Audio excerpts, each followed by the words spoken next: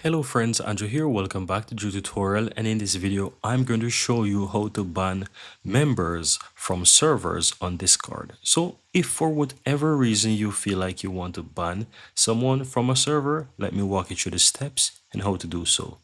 Once you're on your Discord, right click on the server that you wish to ban the user from, go down to server settings and click on members. Now from here you want to find the members that you want to ban. Let's say this member, you want to go ahead and just hover over that member here, look towards the right hand side. You'll find the three dots, click on it, and here you have the option that says ban, and it shows the username of that person. So all you have to do is click on that, and you have the pop-up here, which is basically going to say the reason for banning the user. You can choose whatever you want, and you can ban them forever, or you can ban them for a period of time.